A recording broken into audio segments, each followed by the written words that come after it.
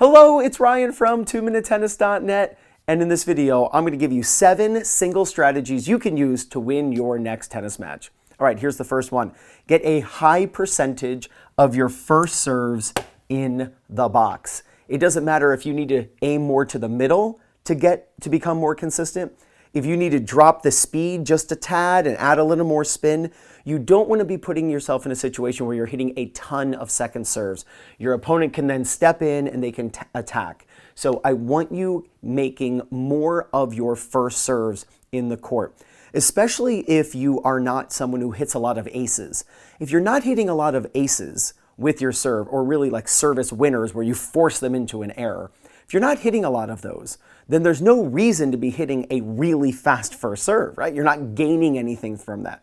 All you're doing is dropping your service percentage by serving really fast. So add some spin, aim more to the center if you need to, but get a high percentage of your serves, your first serves, in the box, and you're going to hold serve a lot more often. Now, strategy number 2 has to do with when you are returning serve. And when you're the returner, I want you to pre-plan returning first serves back down the middle. So when your opponent hits their first serve to you, I want you to pre-plan that you are going to return back between those two lines. It's going to make you incredibly consistent. Look, in my opinion, double faulting is no different than missing a return of serve.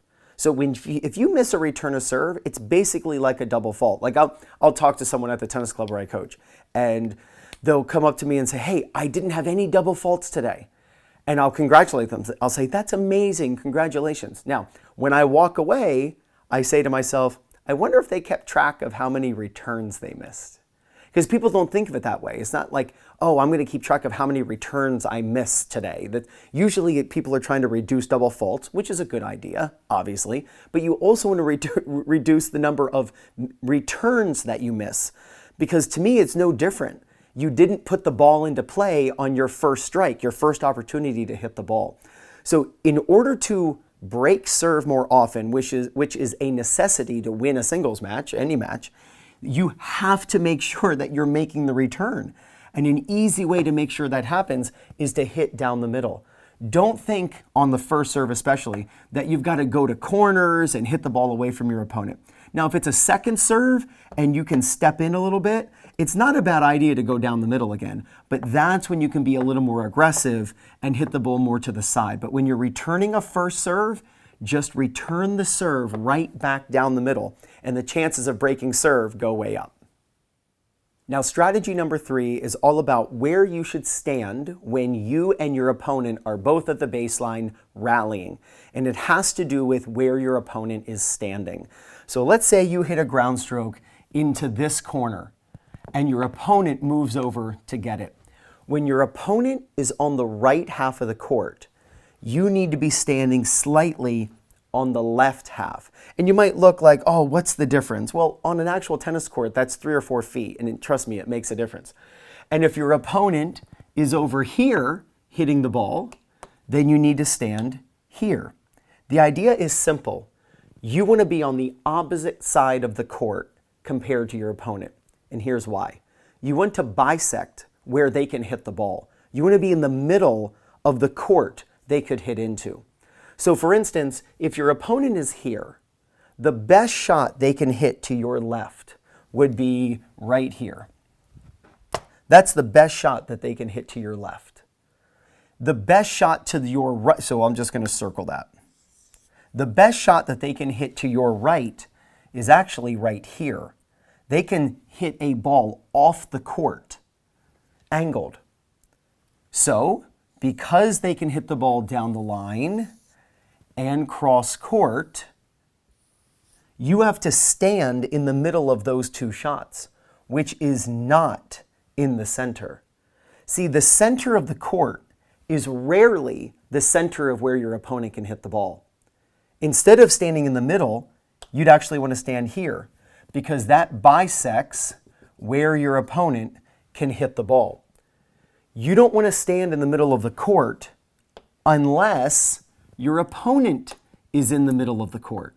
And if your opponent's in the middle of the court, then they can hit to the corners and then the middle is correct. When you are at the baseline and your opponent is at the baseline, if they move to the left, you're going to move slightly to the right. And the opposite is true as well. I won't draw it, but the opposite is true as well. If they're over here hitting a backhand, let's say they're right-handed, then you're going to be here for the same reasons. You want to bisect where your opponent can hit.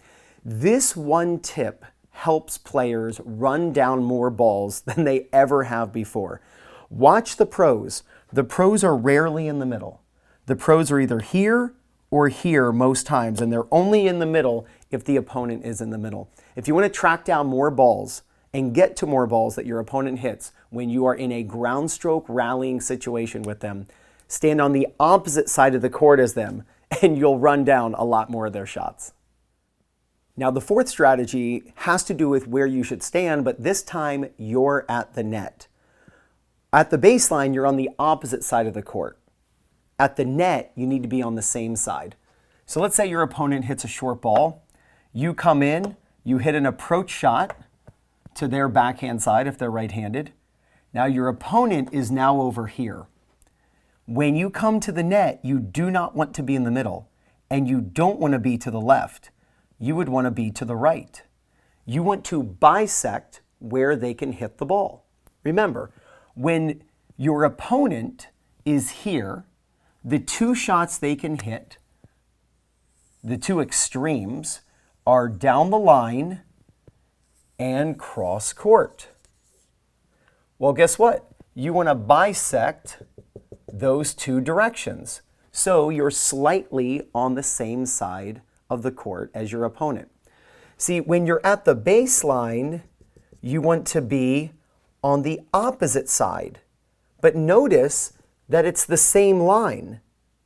When you're at the net, bisecting the cross court and down the line passing shot puts you on the same side of the court as your opponent. When you're at the baseline, bisecting the cross court and down the line shot puts you on the opposite side. So even though you are standing on a different side of the court when you're at the baseline compared to the net, all you're actually doing is bisecting where they can hit the ball. So when you come to the net, this is what I call shadowing. You shadow them. You follow them like you are their shadow. When your opponent is on the right, you want to be slightly on the right. Now let's say they hit the ball down the line, you volley it, and you volley it over here. Now your opponent is going to be here. Well, guess what? You now move over to the same side they are because they can hit the ball down the line and they can hit the ball cross court. So you want to bisect that. You see how it's the same? When you're at the net, bisect where your opponent can hit the ball by being slightly on the same side of the court. This is something that will make it so much harder for your opponent to get the ball around you because you'll be equidistant to any shot that is hit your way. Be on the same side of the court as your opponent when you go to the net, and you're going to cover a lot more volleys. So now that we know where to stand when we're at the baseline and when we're at the net to give ourselves the best chance to cover where our opponent is going to hit, now let's talk about where you should hit the ball in most cases when first you're at the baseline. When you're in the baseline and you're hitting against someone who's also in the baseline, so you're just rallying, it's a smart idea to keep the ball cross court. Cross court is your friend. So when your opponent hits the ball here, you run over and you hit cross court. Now, remember, when you hit cross court, now your opponent is over here. So where do you stand? You're at the baseline, they're at the baseline. Do you know where to stand? To bisect, you come to here. Not to the middle and not to the same side. You stay on the opposite side. That's one of the reasons why hitting cross court is your friend. Because when you were hitting this shot and you hit the ball cross court, you now have to play defense. So that's the cool thing about tennis. You play offense and defense every second. You're playing offense, you're hitting, and then you're playing defense. You're defending against their shot. So you have to now stand in the middle of where they can hit the ball. So by hitting cross court, you now have a shorter distance that you have to move to recover. If you had hit this ball down the line, now they go over here. Now you've got to come all the way over here to bisect where they can hit the ball. And if you hit the ball very fast, you then don't have a lot of time to get over here. So hitting cross court makes it easier because you have a shorter distance to recover to bisect where they can hit the shot. So let's go back to hitting that shot again. Cross court. So they were here, let's say. You hit it cross court. They're here.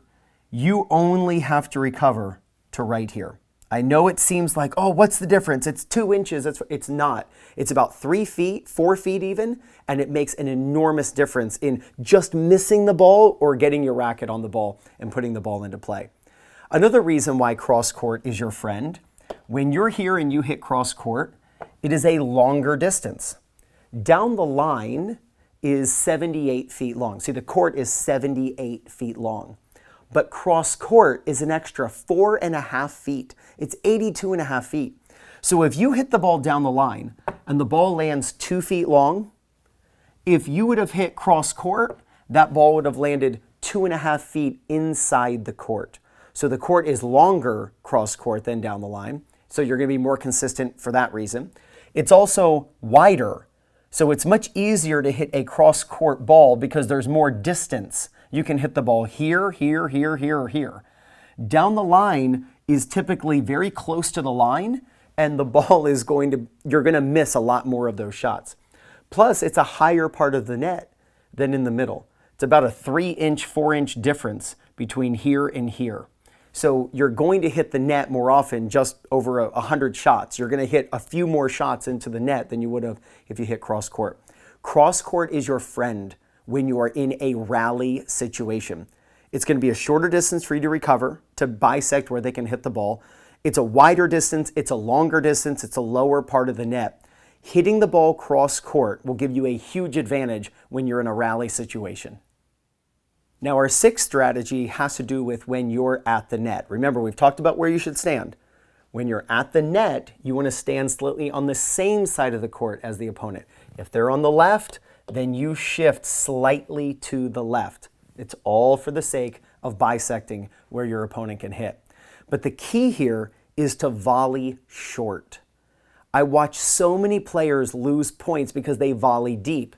Let's say the opponent hits a ball down the line to you and you move over and then you volley deep into the open court. Well, that's a shorter distance for your opponent to get the ball, and then they pass you down the line because you can't move over in time. Rather than hitting deep volleys in singles, volley short.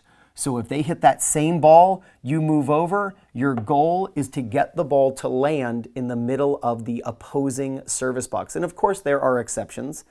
There are absolutely exceptions. I'm just talking about the basics here on what you first need to learn, and then you can deviate from this as needed. But when you're at the net, volley short.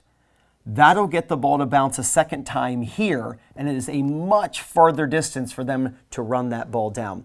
When you're at the net, yes, bisect where they can hit the ball by standing slightly on the same side of the court as your opponent.